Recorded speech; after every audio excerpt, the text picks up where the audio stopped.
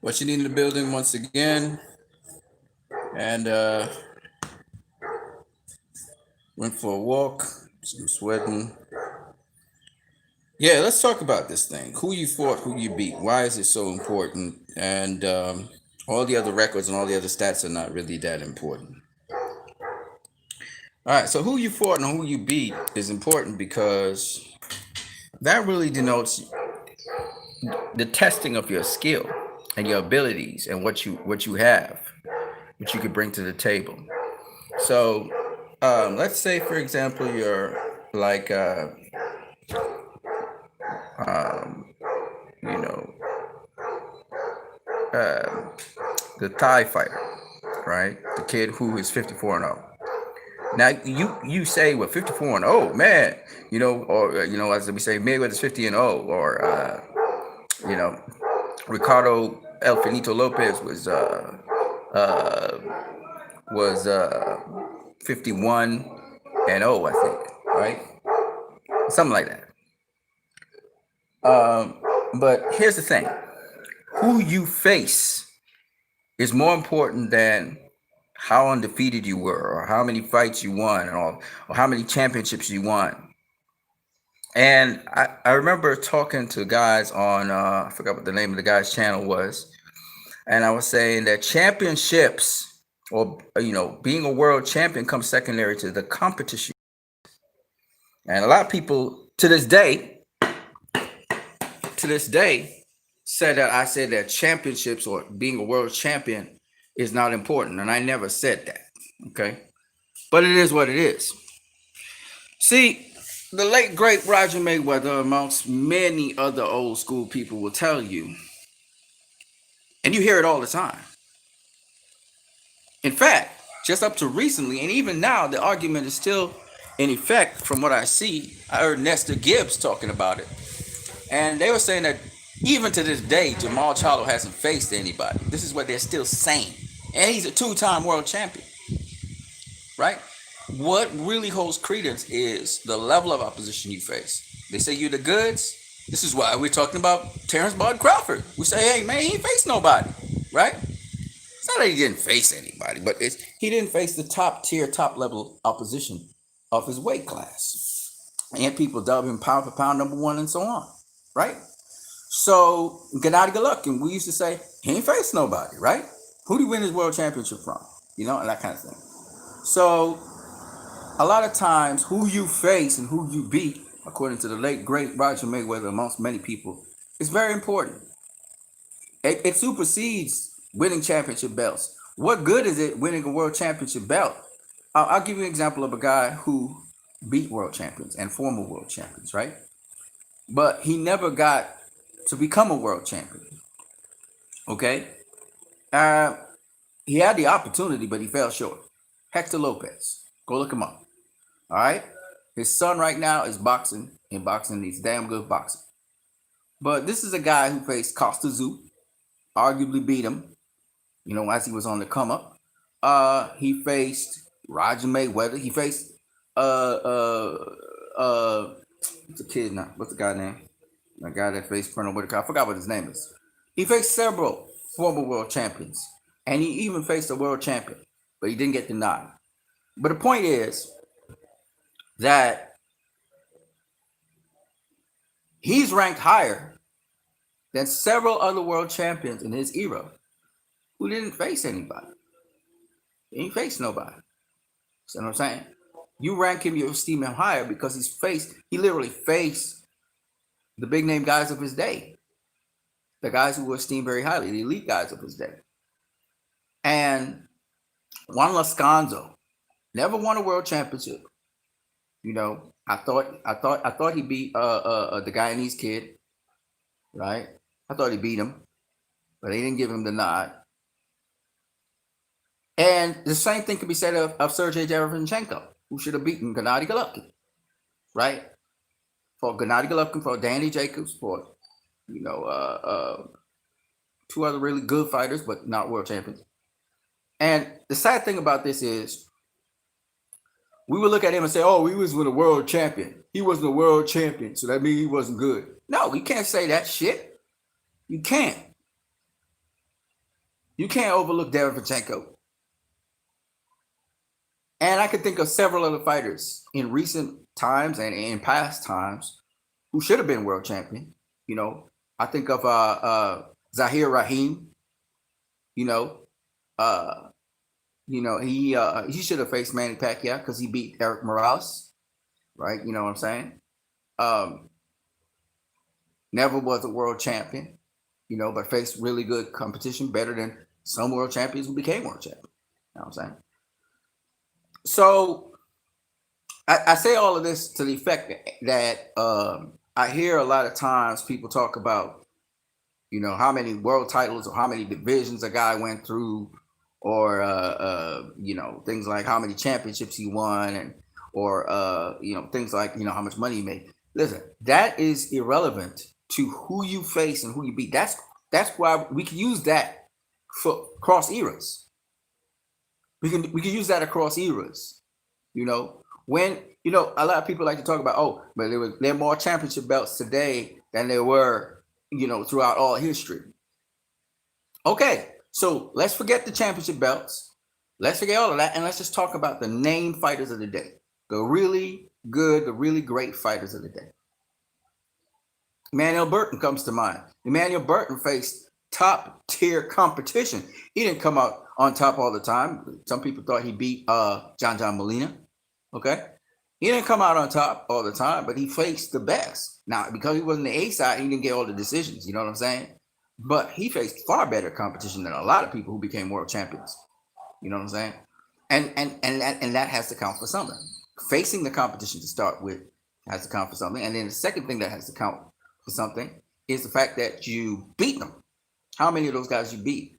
So who you fight and who you beat takes precedence over everything else. I think a fighter's legacy is based on who he fought and who he beat. I know there's some guys who they have, as we say, they have the numeracy behind them. You know what I'm saying? You think of Gennady Golovkin with the, how many knockouts he had behind him, or you talk about like guys like Bernard Hopkins, who got the numbers game behind him, or Joe Louis, who had the numbers game behind him. You know what I'm saying? But at the end of the day,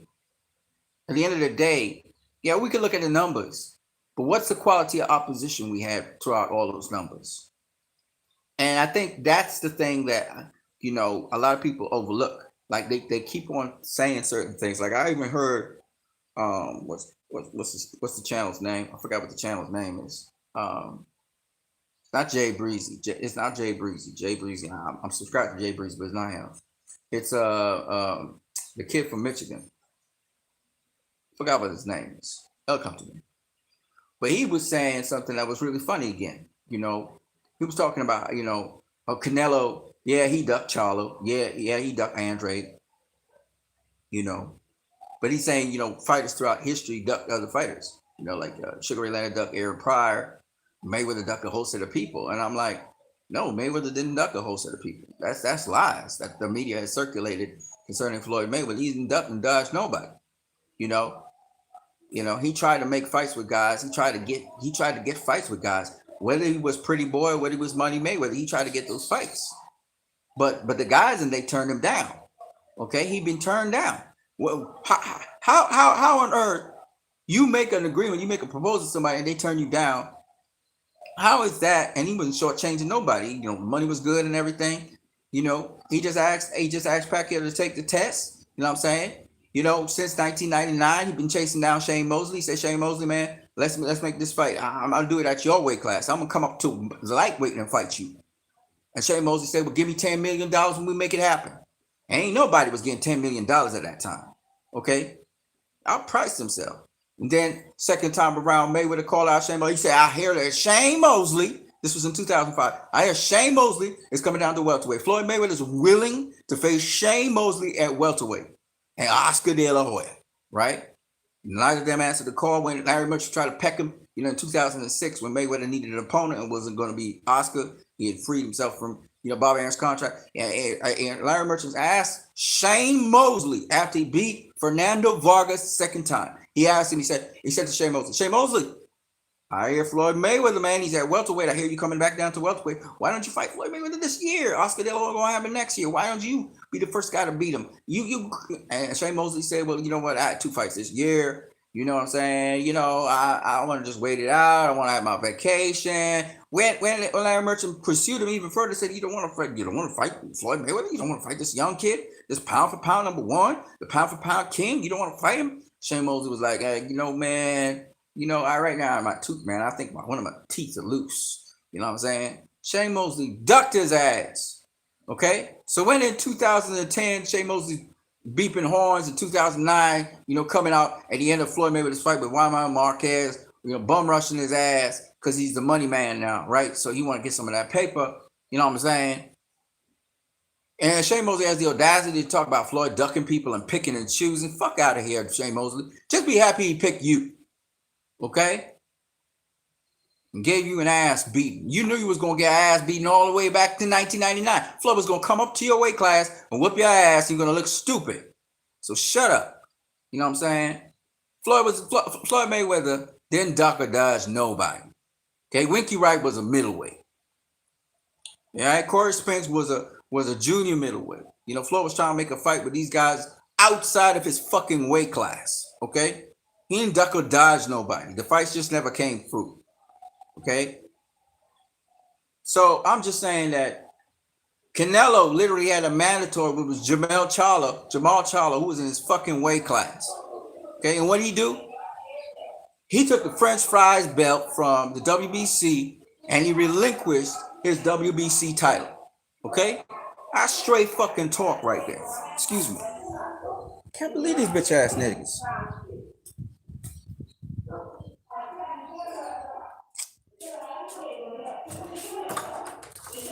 Bitch ass niggas be punching out some fucking horns.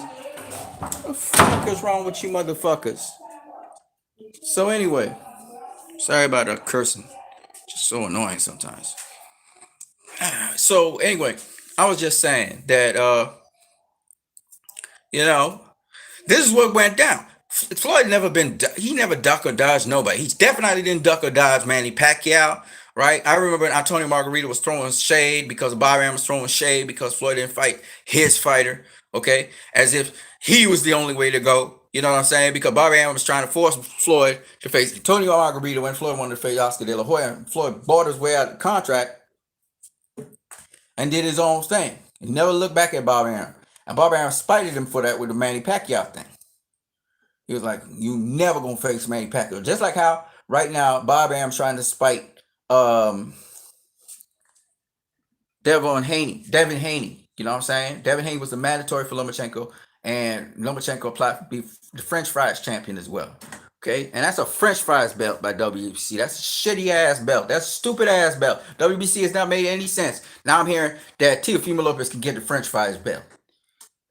That's what the WBC is saying. You know why they're saying that bullshit? And shout out to Key Sports TV for the French fries belt. Got it. Okay, so my internet just suddenly stopped all of a second. I was about to cuss again.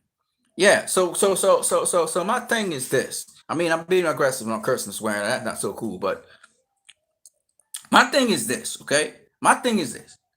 You got a champion who relinquishes his title not to face a contender when that's what you're supposed to do. You're supposed to face your mandatory. All right? You're supposed to face your mandatory. That's the bullshit we got to deal with. Lomachenko did it, and Canelo did it. Okay. And right now, Canelo is trying to renegotiate with DAZN because DAZN not satisfied with the possible opponents Canelo's been facing. He didn't bring in the subscribers they were looking for. All right, and they just misguided though. They think the Triple G fight was going to bring them subscribers. It wouldn't bring shit. And on top of that, if Canelo had faced Demetrius Andrade and become undisputed, then went on to face Sergio Kovalev, everybody would. I'm sure he would have gotten more views. There would have been more interest in this stuff. But he didn't do that. He fucked it up. And then when we look at like guys like what's his name? Yeah, Lomachenko. Okay, Lomachenko's going for undisputed. I'm not mad at him. I'm not mad at him. Thing. But at the end of the day, you know, don't do like Devin Haney's ducking anybody. Don't do like Floyd Mayweather was ducking anybody. Whether it was Money Mayweather or not, he wasn't ducking nobody. He didn't duck or dodge nobody. Right? He didn't duck or dodge nobody. Right? But that's besides the point. Point is, what I'm trying to make clear, the point I'm trying to make is this. That we as fans, man, once again, we as fans need to pay attention to who these guys are facing and who these guys are beating. When you look at who Mayweather faced and the conditions under which he faced them, you ain't got nothing. You ain't got jack shit. When you look at who Sugar Ray faced and when he faced them, you ain't got jack shit. You know, they were talking about how, you know, Marvin Hagler was ducking Mike McCallum, and you know Marvin Hagler always had praise for Mike McCallum. But the point is, Marvin Hagler faced some solid people. All right? And like I said, those records are engraved in stone. So it's not just about being undefeated. If you could be undefeated throughout your career, great. When you look at Joe Kozaki's record, he got a couple guys. You know, he got a couple guys in there with good names. They weren't at the top of the game when he faced them. You know, the Roy Jones Jr., the Bernard Hopkins, you know, the Chris Eubank Jr.'s. You know, he had one guy that was solid, you know, Michael Kessler. That was solid. That was a great win. You know what I'm saying? Solid guy in there. You know what I mean? But at the end of the day, he didn't really got no Hall of Famers that he beat when they were at the top of the game. I'm not talking about being in the prime. You don't need to be in the prime, but top of the division. Who? Chris Eubank Jr.? No, he wasn't the top of the division. He's a contender trying to get to become the top of the division again. You know what I'm saying? But he at least had two or three names. You know what I'm saying? And I'm not saying they would. He had one solid name. That was Michael Kessler. That was his solid name. You know what I mean? But he fought some world champions and former world champions. He fought some good guys. But he's undefeated in a different kind of way. His competition, when you look at his competition, it wasn't bad. Okay? Let's make it abundantly clear. You know, he became almost undisputed. You know, it wasn't bad competition. But you know, you can compare and find better. You see what I'm saying? You can compare and find better. Rocky Marciano, again, legend, right? In his last 7 fights, he did something, people. But for the majority of his career, he didn't fight nobody. You know what I'm saying? He fought one or two guys I think were really good. You know, 1 or 2 guys. I can think of one right now. But that guy he also rematched in the 7 fights that he did. You know what I'm saying? Who you face, who you beat that's the thing. That's the thing that you really have to look at. You know? And you have to look at the conditions under which you beat them. It's not just names, because sometimes people think the names, when in their career, or what were the conditions under which, you know, like Manny Pacquiao, Miguel Cotto, Manny Pacquiao, Oscar De La Hoya. You look at that and you're like, nah. You know what I mean? You not. And it's not that you hate Manny Pacquiao or anything. It's just that you look at it like, nah, that's not that. Miguel Cotto wasn't Miguel Cotto. You know, that Oscar De La Hoya definitely wasn't Oscar De La Hoya. It had nothing to do with age. It had nothing to do with Oscar being old or anything like that, because Oscar was only 35 years of age. It had to do with he was dehydrated as fuck, right? Which leads me to Jason Rosario. The win could have been because Jason Rosario was also dehydrated, because from what I was hearing from another channel, the same guy I was talking about, the Michigan guy, you know, he was saying, you know, the guy was nodding off on his corner, which means that's not good. That's not good at all. All right. So whatever happened to him, could have been brain damage or whatever. And people need to keep an eye on Jason Rosario for the next couple of days, because he could just up and die on people. You know what I mean? Because he took a lot of damage. But you got to look at it. You have to look at it. You have to look at the conditions under which fighters fight, whether they dehydrated, whatever, and weight drain, whatever. Excuse me, because that plays a part in why sometimes conditions and situations happen the way they do. So I say you always have to watch fights. The best way is to watch the fights and see what's really going on. So anyway, this is what you need in the building. I took 20 minutes just to talk about this. You know, it's who you face, who you beat. It's not so much how many championship rings and all that, because you can fight vacant titles, right? You can fight a nobody for a vacant title, get an easy vacant title. Think of Adrian Broner, for example. He can fight the stiffest competition at 140 to get his title, right? He even went at welterweight. When he won his title, it was against one of the weakest champions out there, which was Paulie Malignaggi. You know what I'm saying? When he stepped up to the plate, he got beat. Now you can't fault him because he faced some of the best guys, like the guys who other guys wasn't facing, like Sean Porter at the time, DeMarcus McDonough at the time. You know what I mean? He faced Danny Garcia, Mikey Garcia. You know, he's faced some names, Manny Pacquiao. So you have to give him credit for that because he faced the best. Now that's not necessarily, but he faced the best, and he could tell you what it's like being in the ring with those guys, etc., etc., etc. So you have to look at it that way. It's not just about winning or being undefeated. It's also about facing the best. And once you face the best and you ended up being undefeated, well, that's a totally different story. You know what I'm saying? All right, I'm what you need in the building. I'm gonna catch you guys later. Peace.